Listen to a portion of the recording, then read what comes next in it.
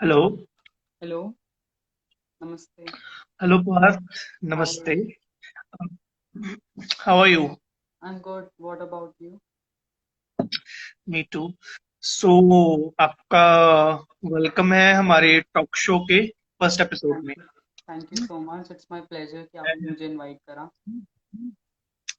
Thank you so and हमारा आज का जो टॉपिक ऑफ डिस्कशन जो रहेगा, जी। As we know that will be the LGBTQ या। थीम। जी। एंड रिगार्डिंग दैट, उससे स्टार्ट करने से पहले जो है वो आप अपने बारे में कुछ बताना चाहिए, अपनी एक शॉर्ट इंट्रो। जी। तो मेरा नाम पार्थ है, जैसा कि अर्जुन जी ने पहले ही बता दिया है। और मैं 18 इयर्स का हूँ and I am a gay right activist.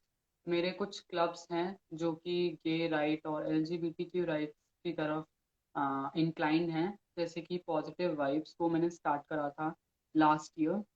And it is about LGBTQ rights. हम लोग लोगों को एजुकेट करते हैं एलजीबीटीक्यू राइट्स के बारे में, और कैसे वो रिस्पेक्ट कर सकते हैं जो भी ट्रांसजेंडर्स हैं, गे हैं, लेस्बियंस हैं। उसके अलावा बहुत सारे इनिशिएटिव्स हमने स्टार्ट करें अपनी ऑर्गेनाइजेशन के थ्रू। और ओके अगर ओके मैं अपनी सेक्सुअलिटी की बात करूं तो मैं अपने आप को गे आइडेंटिफाई करता हूं। प्रोनाउंस में ही और हिम यूज करना पसंद। Okay okay. सो एंड हमारे जो बेसिकली आज के जो टॉपिक ऑफ डिस्कशन रहेंगे, वो रहेंगे basically section 377, internalised homophobia, homophobia and transphobia, and prejudice against LGBTQ, and things for LGBTQ comfort, कि हम सोसाइटी में कैसे उनके कंफर्ट के लिए क्या क्या कर सकते हैं। तो जी। उन चीजों को स्टार्ट करने से पहले जो है वो पार्थ, आपका आपको किस लाइफ की स्टेज में जाके रियलाइजेशन हुई कि that you are one of the part of this community? देखिए, अगर हम बात करें सिर्फ मेरी ही नहीं, बाकी जो भी एलजीबीटीक्यू कम्युनिटी से लोग होते हैं, तो मोस्टली हम सभी लोगों को लाइफ के अर्लियर स्टेज में पता चल जाता है कि हम डिफरेंट हैं। बट क्या होता है, क्योंकि हमें इतना एजुकेट नहीं किया जाता है इस बारे में, तो हमें टर्म्स नहीं पता होती, तो हमें पता नहीं होता कि हम एक कम्युनिटी का पार्ट है। इंस्टेड हमें लगता है कि हम, हाँ, हम डिफरेंट हैं, बट शायद कोई हमारे साथ प्रॉब्लम हो सकती है या फिर कोई फेज हो जो सबको होता हो। ऐसी चीजें मेरे साथ भी हुई थी बहुत बार। एंड लाइफ, अगर मैं अपने 18 ईयर्स की जर्नी में बात करूँ, तो बहुत बार मुझे ऐसा लगा कि शायद कोई फेज है जो कि कुछ टाइम बाद चला जाए, बट ऐसा हुआ नहीं। और व्हेन आई वाज 16, तब मुझे कंफर्म हो गया था कि आई एम गे।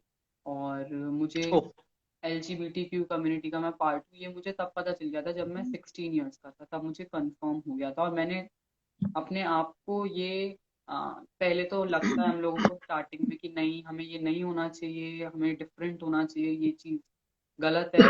तो 16-17 की एज में मुझे कंफर्म था, और मुझे पता था कि दिस इज नॉट समथिंग जिसको हम चेंज कर सकते हैं। और अब 18 इयर्स का मैं हूँ, और मुझे अपनी आइडेंटिटी पर बहुत प्राउड या and what are the challenges basically, जैसे आप कहते हैं, बिकॉज हम कंसीडर तो उन्हें नॉर्मल ही करते हैं, है। जी। But most of the part of the society उसे नॉर्मल की दृष्टि से नहीं देखते, जी। जी। राइट?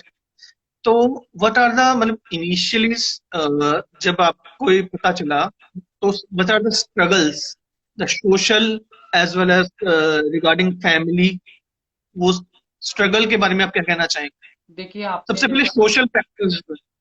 अच्छा देखिए, जैसे आपने अभी बताया कि फैमिली से रिलेटेड या जो भी हम लोगों को कभी, हम मोस्ट जो पब्लिक होती है उसको लगता है कि ये चीज़ अननेचुरल है या नॉर्मल नहीं है, तो हम नॉर्मल इसको कंसिडर नहीं करते। तो जो सबसे पहला इस स्टिग्मा की वजह से जो फियर होता है, जो डर होता है स्टिग्मा की वजह से, वो सबसे पहला सोशल इम्पैक्ट हमारे पर्सनली हमारे ऊपर डालता है। इससे पहले कि मैं किसी को बता पाऊँ कि मैं गया हूँ, मुझे खुद डर लगता है कि मैं एक ऐसी कम्युनिटी का पार्ट हूँ जहाँ पे मुझे नॉर्मल कंसिडर नहीं किया जाता। तो किसी को बताने से पहले ही आपको डर लगने लगता है। तो पहली चीज तो यही होती है कि आपका जो डर है वो एक सबसे बड़ी प्रॉब्लम है।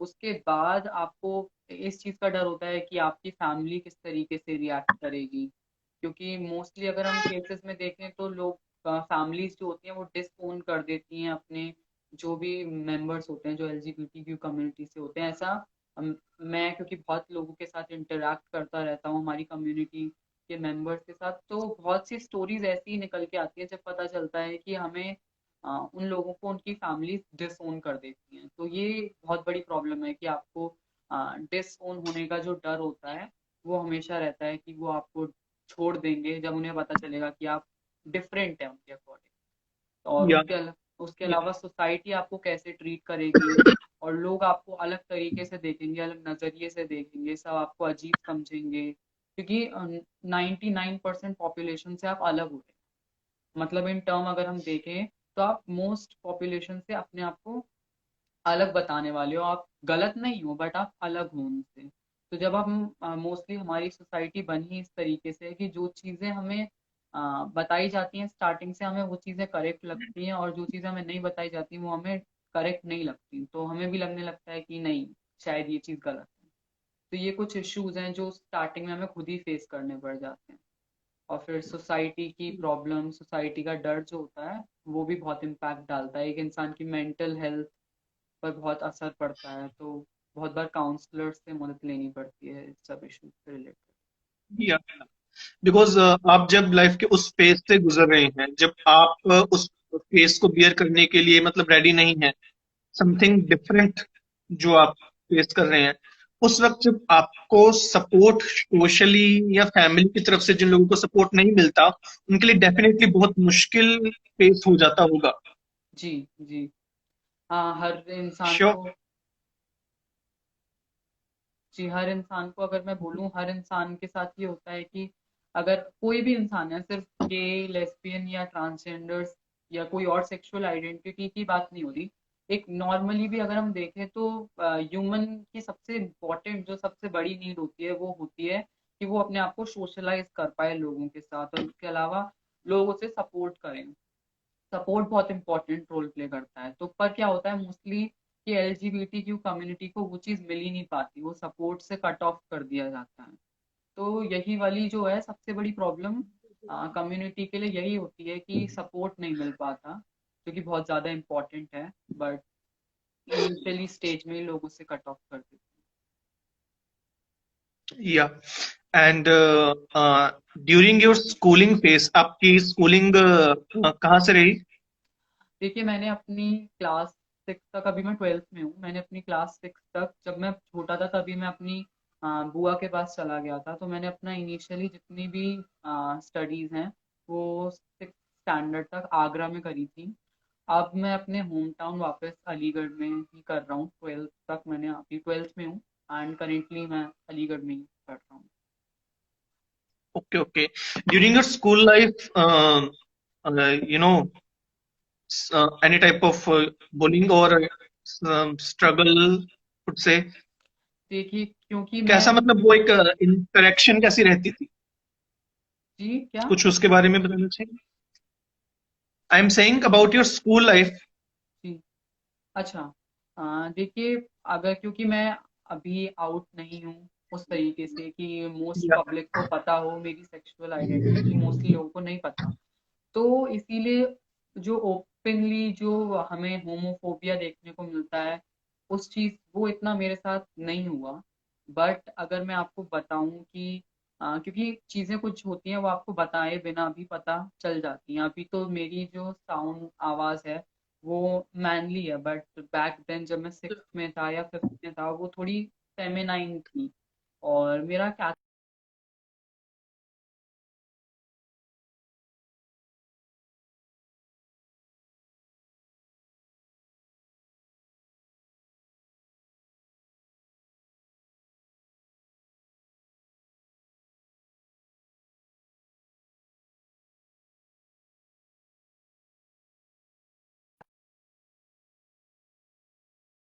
नाइन वॉइस, क्योंकि आपकी वॉइस बहुत ज्यादा पतली है, तो आपको जो होमोफोबिया होता है वो उस तरीके से नहीं दिखाई देता कि वो स्ट्रेट फॉरवर्ड पे आपके आके मुंह पर बोल दे। बट बैक अगर आप ओपन नहीं है तो भी आपको बहुत बार दिखता है, और दूसरों के साथ होता है तो भी आपके दिमाग में डर बैठ जाता है कि अगर हम खुलकर आ गए तो हमारे साथ भी यही सेम चीज होने वाली या right. And apart from that, आप आप ना आपकी आइडेंटिटी का डिस्क्लोज करना, है। जी। What about that? मैंने अपनी आइडेंटिटी जो है अभी तक बहुत ही क्लोज जो लोग हैं उनको ही बताई है। सेक्सुअल आइडेंटिटी की अगर मैं बात करूँ तो जैसे कि कुछ फ्रेंड्स जो कि बहुत क्लोज हैं, या फिर मैंने अपनी मदर को लास्ट ईयर बताया था, और सबसे पहले मैंने अपनी बहन को बताया था क्योंकि हम लोग बहुत क्लोज हैं, और क्योंकि जब सेम ही एज के होते हैं तो समझने में आसानी होती है। तो it was easy for me कि मैं उन्हें बता सकूं, और उन्होंने एक्सेप्ट करा बहुत ही वार्मली, बहुत अच्छे तरीके से। तो मुझे करेज मिला कि मुझे जाके अपने आप को बंद नहीं करना है इस छोटे से बॉक्स में, इंस्टेड मुझे जाना है क्योंकि मुझे अपनी कम्युनिटी के लिए भी कुछ करना है। और बहुत से लोग हैं जो इस सेम प्रॉब्लम से फेस कर रहे हैं, तो उनकी प्रॉब्लम्स को मैं तब तक नहीं मिटा सकता जब तक मेरे अंदर खुद करेज ना हो कि मैं लोगों से जाके बोल सकूं। तो मैंने अपनी बहन को बताया सबसे पहले, और उसके बाद अपनी मदर को भी बताया लास्ट ईयर। फिर क्लोज जो भी रिलेटिव्स थे, फ्रेंड्स थे, तो इसी तरीके से मोस्टली मेरे साथ सभी लोगों ने बहुत ही वार्मली बिहेव करा और उन्होंने एक्सेप्ट करा। तो वो बहुत, आई एम थैंकफुल कि मेरी लाइफ में ऐसे लोग हैं जिन्होंने मुझे एक्सेप्ट करा है। बट मोस्टली बहुत से लोग ऐसे होते हैं जिनकी लाइफ में कोई ऐसा नहीं होता। और अगर हम स्पेशली अपनी कंट्री की बात करें, कंजर्वेटिव है हमारी कंट्री एक तरीके से, और mostly South East Asian countries conservative ही होती हैं, या फिर मिडिल ईस्ट में जो कंट्रीज हैं। तो इसी वजह से उन लोगों के लिए मुश्किल होता है। मेरे फादर बहुत कंजर्वेटिव है, मैंने उनको अभी तक नहीं बताया।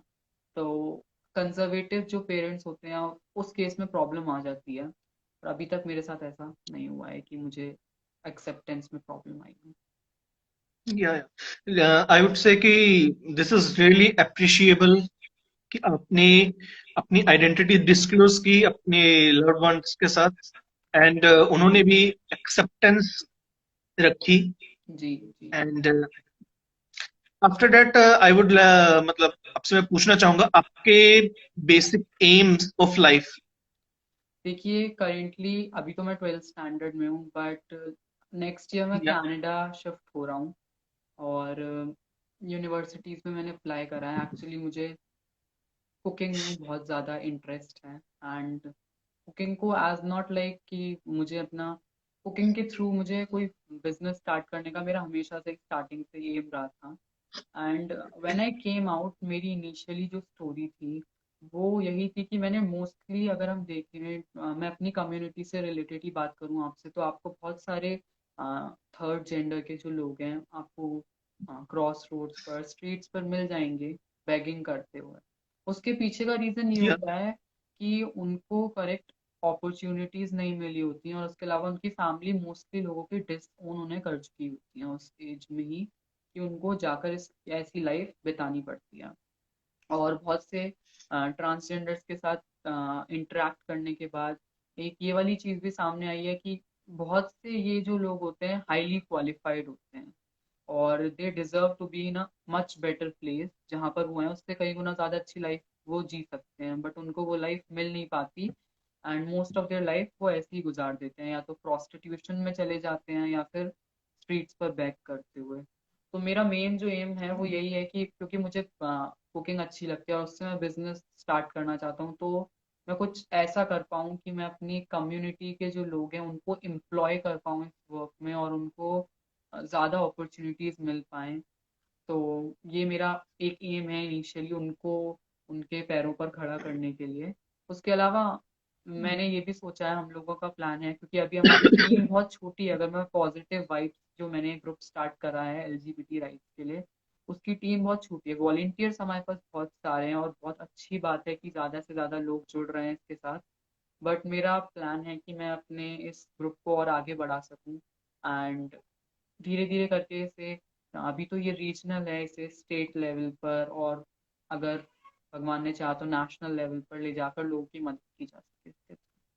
या you will definitely succeed, best thank you wishes so much, thank you हमारी सो तरफ मच। से।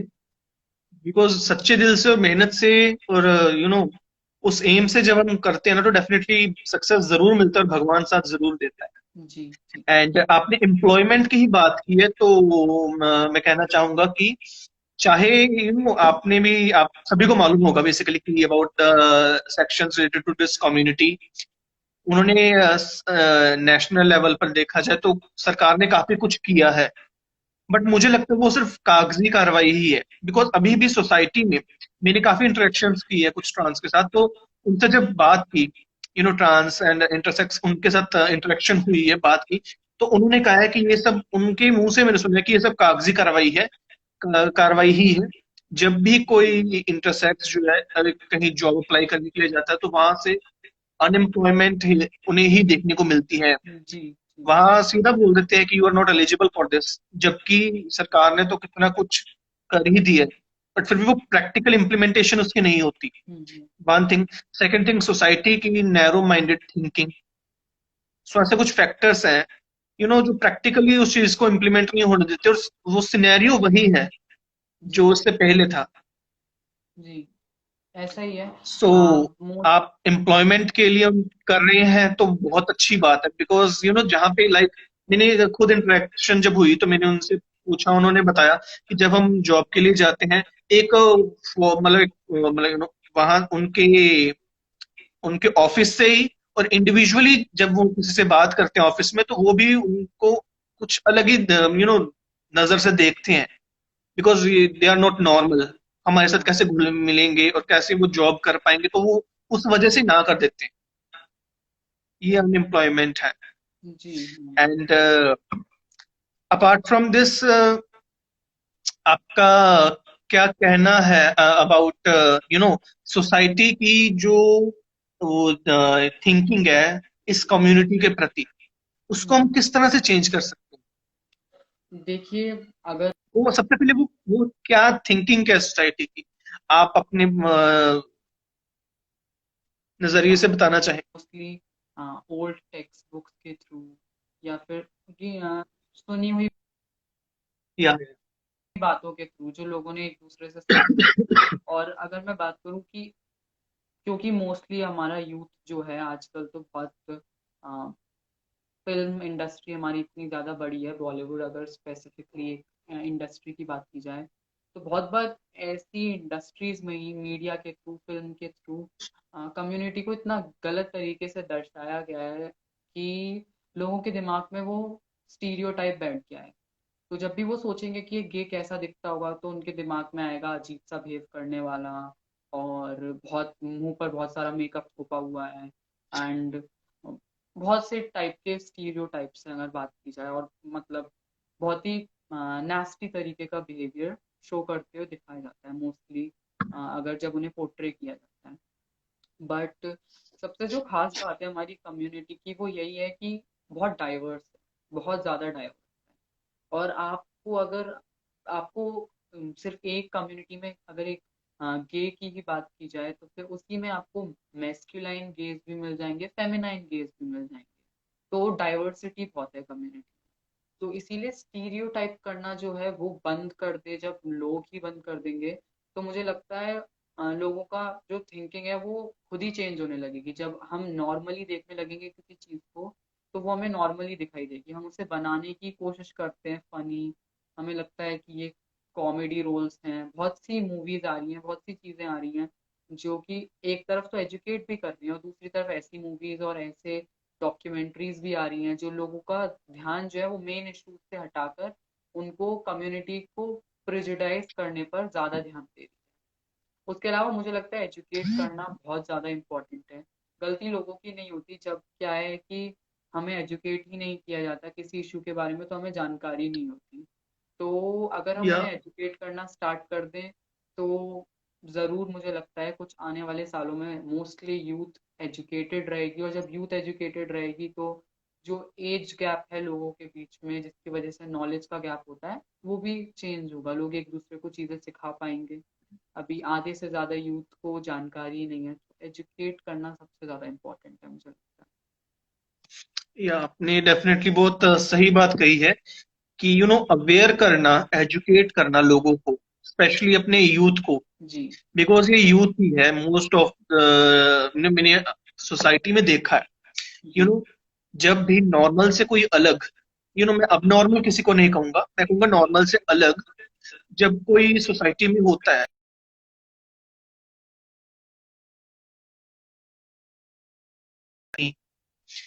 सोसाइटी की उसका बिहेवियर, इंस्टेड कि वो उसे उसे मतलब सपोर्ट कर सके, सोसाइटी जो है वो उसको कहीं बुली करती है, एंड उसे डीमोटिवेट करती है। कईयों को जब पता लग जाए तो उसे ताने मारे जाते हैं, टॉन्टिंग की जाती है, हर तरह से उसे डीमोटिवेट किया जाता है। जी तो यदि उनको जागरूक किया जाए, अवेयर किया जाए, उनको एजुकेट किया जाए कि वो अब नॉर्मल नहीं है, इफ यू, है ना, don't think that you are superior, और है ना वो इंफीरियर है, वो कॉम्प्लेक्स नहीं हमें चाहिए। तो अवेयरनेस की, एजुकेशन की बहुत ज्यादा जरूरत है, बहुत ही ज्यादा जरूरत है जी इंडिया में, खास। एंड आपका क्या कहना है, हाँ, पॉइंट ऑफ व्यू की, यही करेक्ट द टाइम है जब स्टेटस ऑफ हम दिस कम्युनिटी चेंज कर सकते हैं इन अपने। Status of community in India as well as about abroad, इसके बारे में कुछ कहना चाहेंगे आप? जी हाँ, एक बार फिर से रिपीट कीजिएगा, वो नेटवर्क कनेक्शन की वजह से चीजें थोड़ी कट आई रही एम थी। सेइंग कि the status of this community in India as well as in abroad, क्या इंडिया में इसका स्टेटस ही खराब है, या अब्रॉड वगैरह जो काफी डेवलप्ड है, बिकॉज इंडिया को हम डेवलपिंग कंट्री कहते हैं, बट जी वो जो डेवलप्ड कंट्री हो चुकी हैं अब अपार्ट फ्रॉम इंडिया, उनमें स्टेटस जो है इस कम्युनिटी का, उसके बारे में आपका क्या कहना देखिए, अगर मैं एज अ होल पूरे वर्ल्ड का बताऊं आपको, करंट जो स्टेटिस्टिक्स हैं उसके अकॉर्डिंग, पूरे वर्ल्ड में अभी 29 ऐसी कंट्रीज हैं, 29 जहाँ पर कि गे मैरिजेस अलाउड है। 29 उनमें कनाडा आता है, यूनाइटेड स्टेट्स है, यूके है,